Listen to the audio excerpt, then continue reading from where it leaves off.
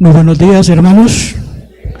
Que el Señor les continúe bendiciendo rica y abundantemente. Amén. Es un privilegio grande el que el Señor nos permita este tiempo de traer el mensaje de la palabra para todos nosotros, porque así como el Señor habla a mi vida, deseo con todo mi corazón que también Él sea propicio a cada uno de ustedes.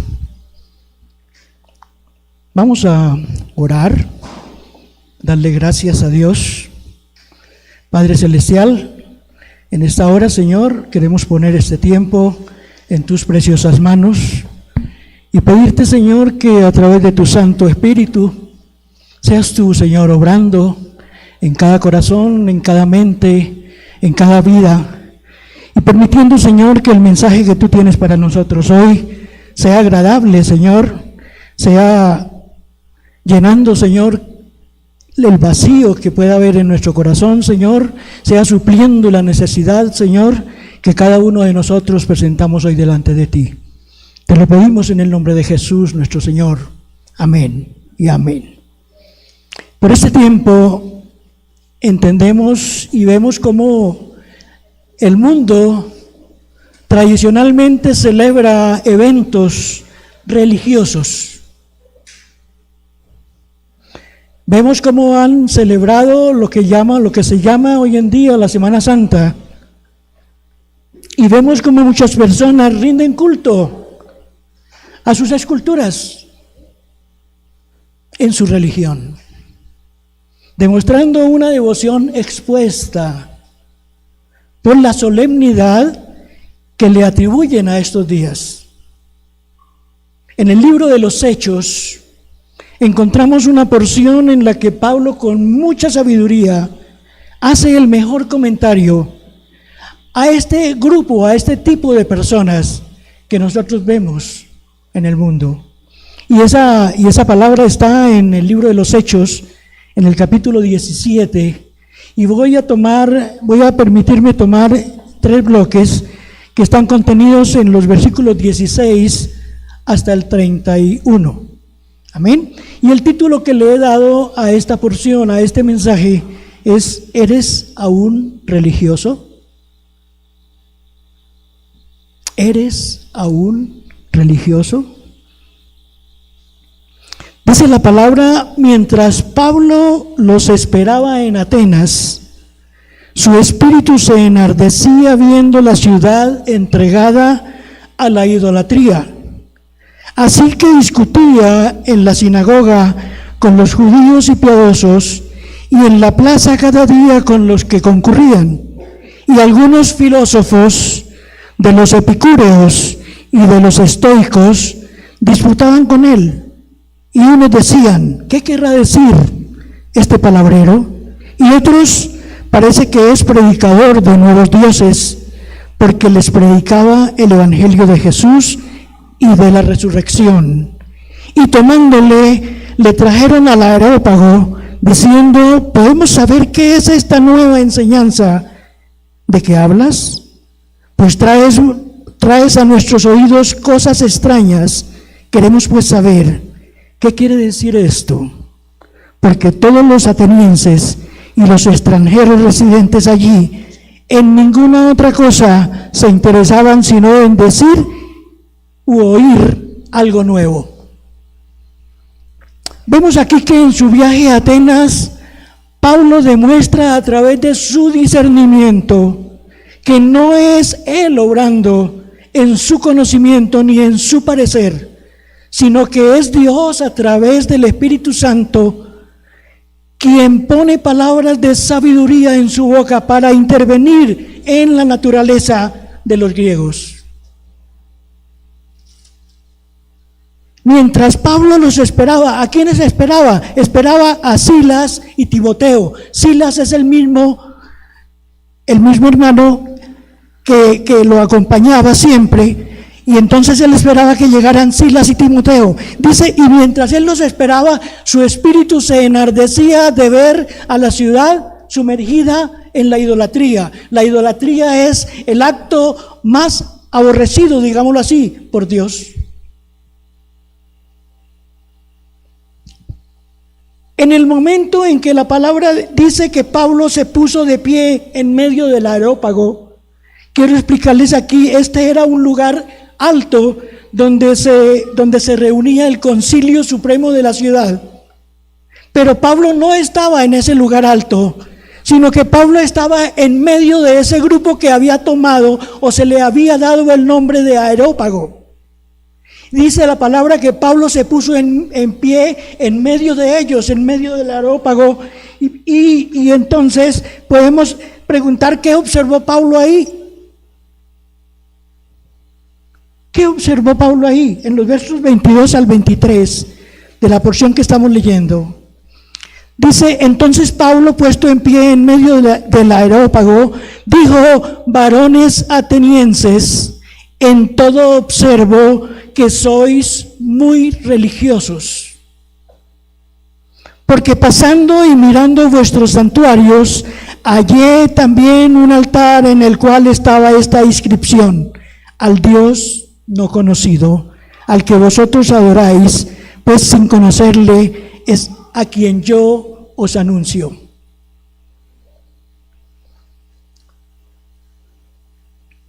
La palabra religión viene a aparecer en la Biblia en Hechos 26, versículos 4 y 5. Si mi hermano lo coloca en el...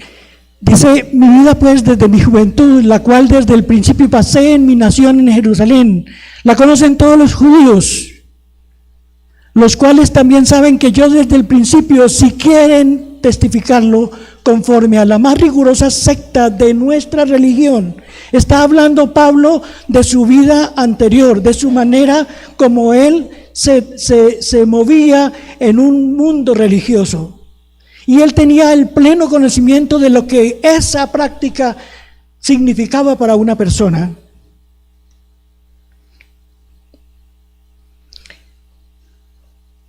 Pero que Cristo habló a su vida cuando él iba camino a Damasco y a través de su palabra le convenció, le hizo entender que ser religioso no llevaba a ningún camino y que era necesario que lo conociera a él. El Salmo 32:8 nos dice: te haré entender y te mostraré y te enseñaré el camino por el que debes andar, y sobre ti fijaré mis ojos. Esas fueron unas palabras que el Señor dejó para cada uno de nosotros, y Él hoy nos dice: te enseñaré, te haré entender el camino por el que debes andar.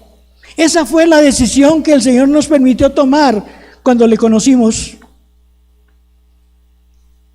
Te haré entender y te enseñaré el camino por el que debes andar, y sobre ti fijaré mis ojos.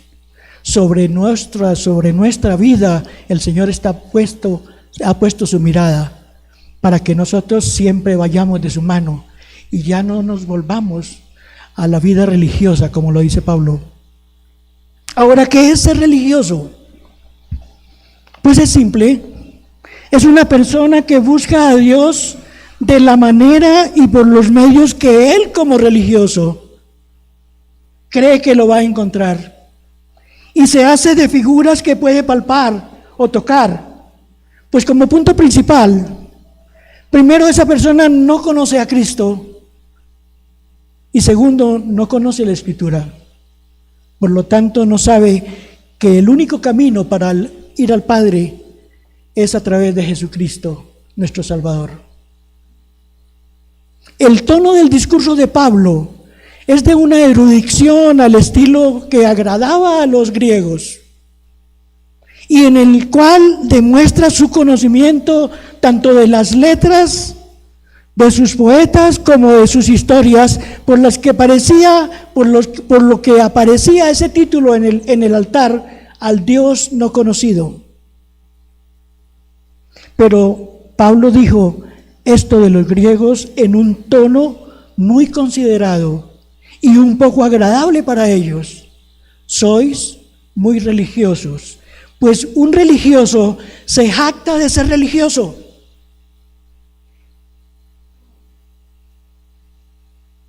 De manera que no se sintieron ofendidos por ese apelativo que Pablo les dio, sino que más bien se sintieron agradecidos. Y si tú haces la prueba con una persona religiosa, cuando le dices tú eres muy religioso, esa persona se va a sentir agradecida. ¿Por qué? Porque su pensamiento está totalmente equivocado. Ese calificativo igual puede pasar hoy en día. Esta consideración de parte de Pablo fue el punto de partida para comenzar la comisión que tanto a él como a nosotros el Señor ha puesto que hagamos. Proclamar su nombre y derribar todo argumento religioso en el mundo. En los versos 24 y 27 dice: el Dios que hizo el mundo y todas las cosas que en él hay, siendo Señor del cielo y de la tierra, no habita en templos hechos por manos humanas, ni es honrado por manos de hombres como si necesitase de algo, pues Él es quien da a todos vida y aliento a todas las cosas. Y de una sangre ha hecho todo el linaje de los hombres para que habiten sobre la faz de la tierra, y les ha prefijado el orden de los tiempos y los límites de su habitación, para que busquen a Dios, si en alguna manera, palpando, puedan hallarle, aunque ciertamente no está lejos de cada uno de nosotros. Cuando yo escucho esta palabra, me traslado a la carta a los Romanos, allá en el capítulo 10, versos 8 al 14, donde dice: no está lejos la palabra, está en tu boca y en tu corazón. Porque con la boca se confiesa para salvación, pero con el corazón se cree.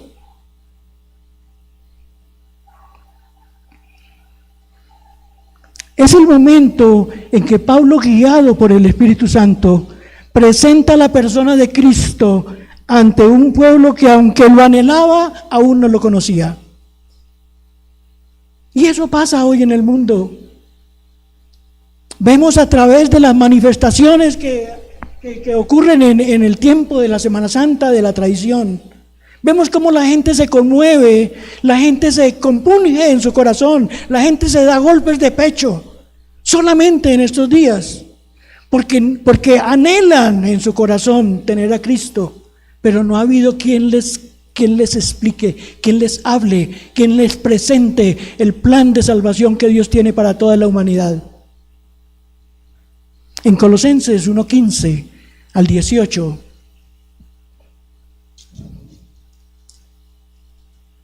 dice: Él es la imagen del Dios invisible, el primogénito de toda creación, porque en Él fueron creadas todas las cosas, las que hay en los cielos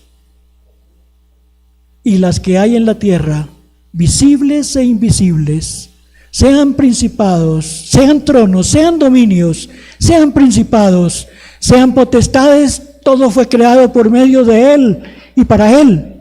Gloria a Dios.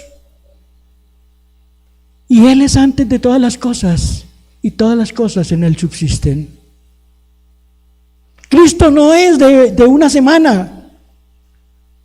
Cristo no es de un tiempo en el que de pronto los actos que vemos nos conmuevan. Cristo es la vida en cada uno de nosotros. Cantábamos ahora: ya no vivo yo, sino que Cristo vive en mí. Y por eso damos gloria a Dios y pedimos que a través de su Espíritu Santo haya en nosotros esa necesidad de proclamar lo que Pablo estaba proclamándole a los griegos de una manera sabia, de una manera muy considerada, no señalando la religiosidad de la gente, no señalando el error en que estaban, sino con amor, guiado por el Espíritu Santo, enseñándoles que Cristo vive y que Cristo es necesario que habite en nuestra vida para comenzar a vivir una vida mejor. Ahora, el pedestal para el Dios no conocido Es la respuesta del hombre natural cuando se ve confrontado por la verdad absoluta de un Dios omnipotente, omnisciente y omnipresente. Y hace que veamos hacia adentro de nuestro corazón, buscando quizá ese pedestal en nuestro corazón. Quizá hay algo que nos mueve muchas veces hacia la religiosidad. Y de pronto tenemos que entrar más a lo profundo de nuestro corazón, buscando ese pedestal al Dios no conocido. Si es que aún hay en nosotros algo de ese hombre religioso. Nosotros como creyentes podemos llegar a ser también religiosos cuando exageramos nuestra manera de actuar frente a los incrédulos, ya sea refutando de manera legalista sus actitudes, y no actuamos como lo hizo Pablo, con sabiduría de la mano del Espíritu Santo de Dios, para saber llegar y saber entrar en sus terrenos sin causar molestias y sin ser piedra de tropiezo. Porque también podemos ser piedra de tropiezo cuando vamos a hablar con las personas que aún no conocen a Cristo. Pueden ver en nosotros legalismo, pueden ver en nosotros fanatismo, y esas personas se alejan.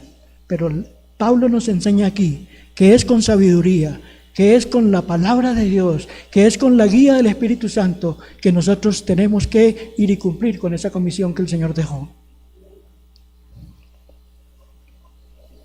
Debemos entender que así fuimos nosotros y que debemos recibir al débil en la fe, así como Cristo nos recibió a nosotros.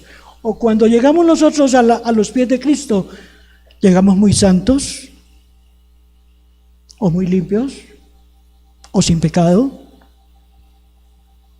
Sí llegamos con religiosidad en nuestro corazón, llegamos con resentimientos, pero Cristo nos recibió tal y como veníamos, y Él se ha encargado de hacer un proceso en cada uno de nosotros y ir formando en nosotros el carácter de Él, para que cuando Él venga por su iglesia, encuentre una iglesia pura y sin mancha, digna de estar en la presencia de Él por la eternidad. Dice que Él nos recibió a nosotros cuando aún éramos débiles, cuando aún éramos idólatras y cuando estábamos muertos en nuestros delitos y pecados. Y éramos por naturaleza hijos de ira, lo mismo que los demás. En Hechos 17:27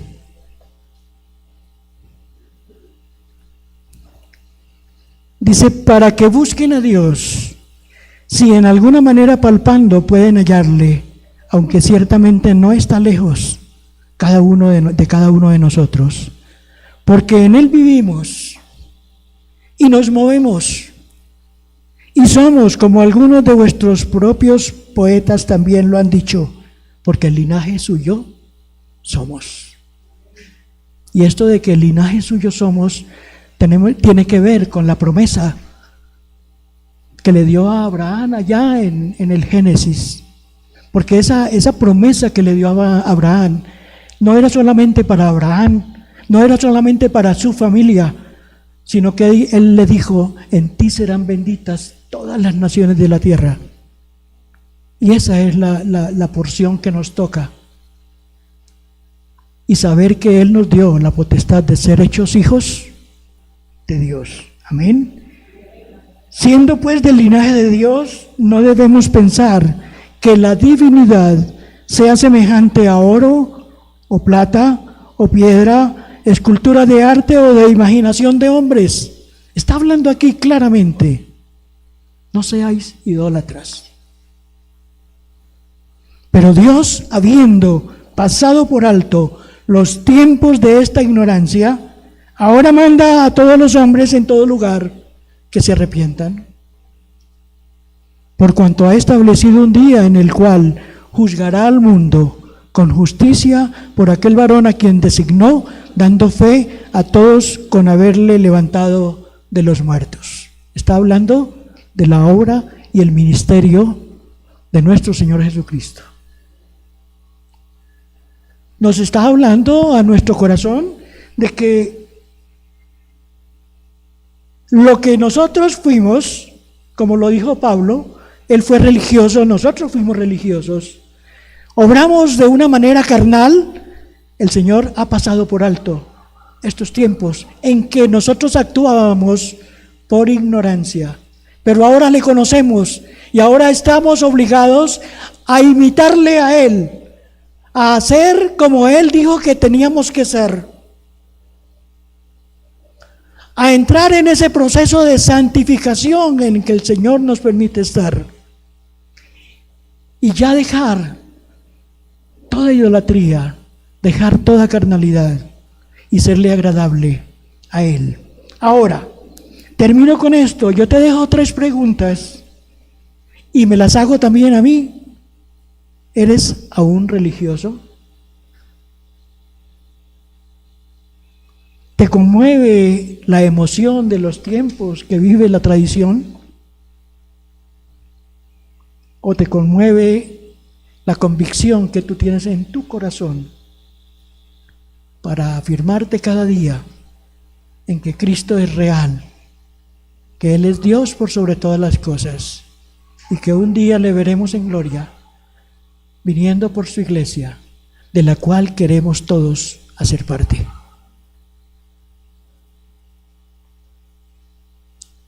Esa consideración la guardamos en nuestra mente y en nuestro corazón para que cuando tengamos la oportunidad de hablarle a una persona que no conoce, hacerlo con el amor y con la sabiduría que Pablo usó con los atenienses. El pueblo griego es en sí el pueblo más idólatra, o era en ese tiempo, y lo es todavía. Así que el mejor ejemplo nos lo deja la palabra de Dios, para que sigamos su ejemplo. Que Dios les bendiga rica y abundantemente. Amén. Oramos. Padre, en esta hora te damos gracias, Señor, por tu bendita palabra, Señor. El deseo de mi corazón, Señor, es que así como afectas mi vida, también muchos sean afectados, Padre. Y que podamos cumplir, Señor, con esa comisión que tú dejaste para tu iglesia, de ir y enseñarles al mundo, Señor, todo lo que tú hiciste, lo que estás haciendo y lo que harás en la vida de cada uno de nosotros, Dios. Enseñándoles, dice la palabra, que guarden todos los mandamientos y que con expectativa, con un corazón dispuesto, esperemos ese día glorioso en que podamos estar en su presencia por una eternidad. Amén y amén. Que Dios les bendiga, que tengan un resto de día agradable y tengan mucho cuidado, cuídense.